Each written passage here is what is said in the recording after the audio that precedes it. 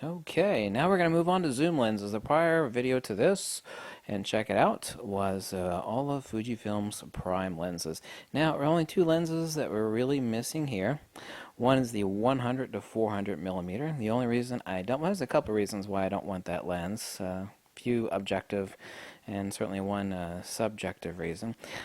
That being that I have a lot of huge glass for my Nikon system, and I'm not interested in serious telephoto lenses, even though I've tested that lens 4 times now. Not interested in buying it. It's rather expensive.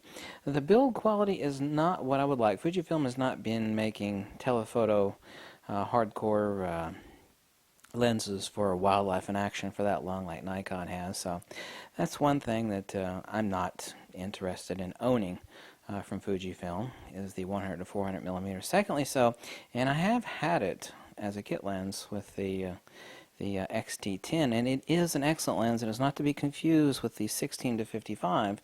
It is a cheap plastic mount 16 to 50 Fujifilm lens. It can be had used for about $180. It's actually, the images from it are rather exquisite. While it is their cheap kit lens for the old XT10, it's actually an excellent Fujifilm lens. I don't have it anymore. But let's take a look at Fujifilm's zoom lenses here, and we're going to go over several different things. Best lens for travel, speed, noise, video use, best lens for street. Try to be objective and logical and not be subjective in this video, since my needs are certainly not so your needs. Portraiture and action. Certainly so, my favorite Fujifilm zoom lens here is the 70 to 200 equivalent, which is this big honker right here in the back.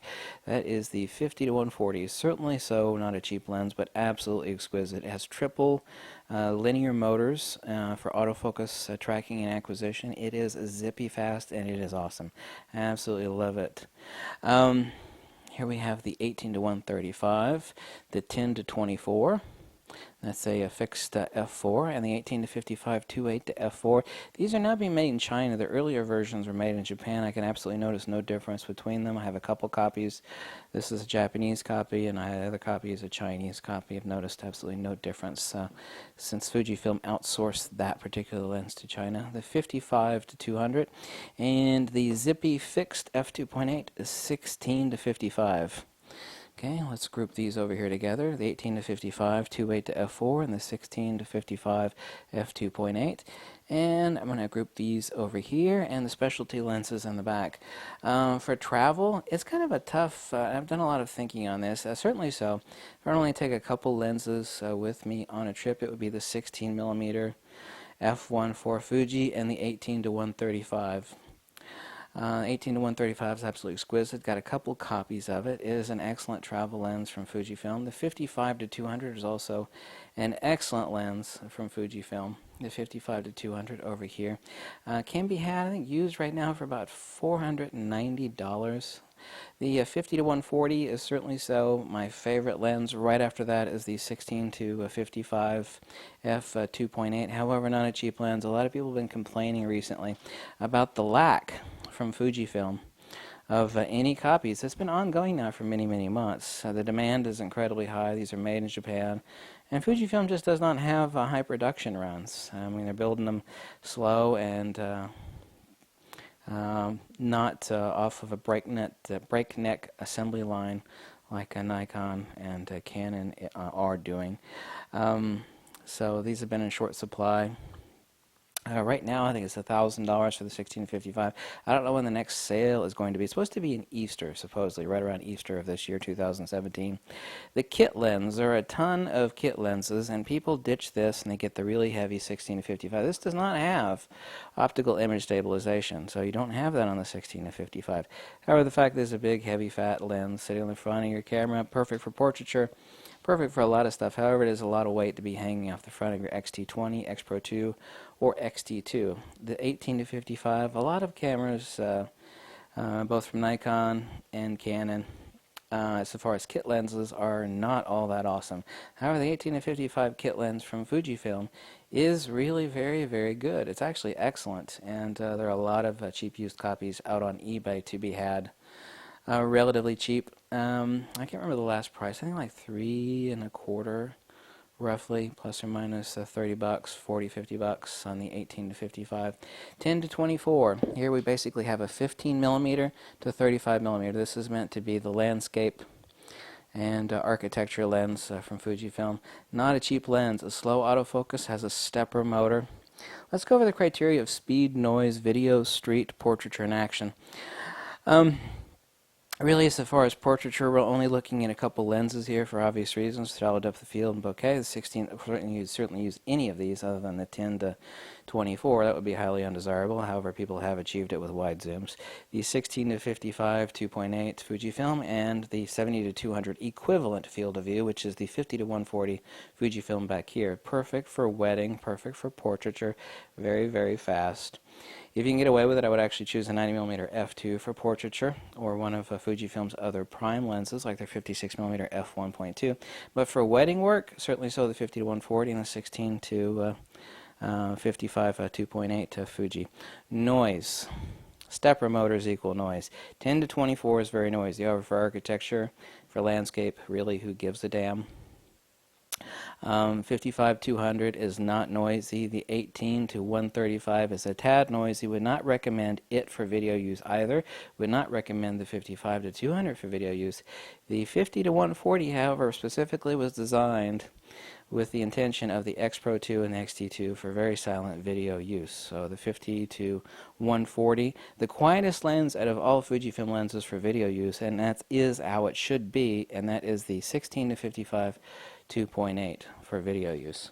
So now we've gone over noise and video. For street, all of these really qualify other than the 10 to 24 and the 55 to 200.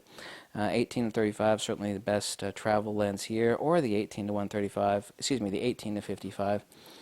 They're really not that big of a difference in size as far as one perfect lens. If you're traveling lightweight, I'd choose one prime lens like the 50mm f2, or preferably the 23mm f2, and certainly so the 18 to 135 for lightweight travel photography. Portraiture we've gone over. For action, certainly so for action, the 50 to 140 is Fujifilm's best zoom lens for action, certainly so. Even better so than the, and I have tested it 4 times, the 100 to 400mm Fuji. It is better for action, it is faster, it is quieter, it is a better lens, better rendering, better contrast than the 100 to 400mm. However, it certainly is a radically different focal length, and we're talking about 50 to 140 with a field of view equivalent to a 70 to 200 on a full frame camera. Additionally, so the 16 to 55. However, we do not have optical image stabilization on the 16 to 55 like we do the 18 to 55 and the 50 to 140. So also the 18 to 135 and the 55 to 200. Action once again, the 50 to 140, 16 to 55. Let me know if you have any questions. I said I included everything here other than the 100 to 400mm, which is for action and specifically for wildlife, but I didn't choose that lens for several reasons. I was trying to think of another particular criteria that I was going to mention other than that. Nothing else comes to mind. We've covered speed, noise, video, street, portraiture, and action, and also travel. Yeah, 10 to 24 is definitely the noisiest of these. Next most noisy is definitely so the 18 to 55 kit lens. However, it's not that noisy. As far as video use, yeah, certainly so the 50 to 140 and the 16 to 55. Absolutely not the 10 to 24. Absolutely not the 18 to 55. 18 to 135 is also noisy for video use. However, nowhere near as bad as the 18 to 55 is. All of these are excellent lenses. Like I said, my favorite lens by far, and certainly so the most expensive, is the 50 to 140. Absolutely love it. It might be, actually it is, my second favorite Fujifilm lens after Fujifilm's best lens, which is the 16mm f1.4. Best overall single lens of these, if I could only have two of these lenses, and it would certainly be the 16 to 55 and the 50 to 140. However, they are large honker lenses in the zoom lineup from Fujifilm. Oh yes, the thing that I wanted to mention that I did not include here, let me reiterate that, is well, it is a cheap plastic mount. The 16 to 50 kit lens, used to be the kit lens for the Fujifilm X-T10, is not only tiny, very lightweight, but is actually an awesome little lens. Yes, it is more fragile because it has a plastic mount, but as long as you're not stupid, you know, the lens will certainly last you and you'll get every buck out of it. And you guys said you can find it for about $180 used. I just looked a couple hours ago. There's a couple of copies right around $180 on eBay. And at that price, it is worth it. Especially for traveling. It is extremely lightweight little lens. An XT20 and the 16 to 50.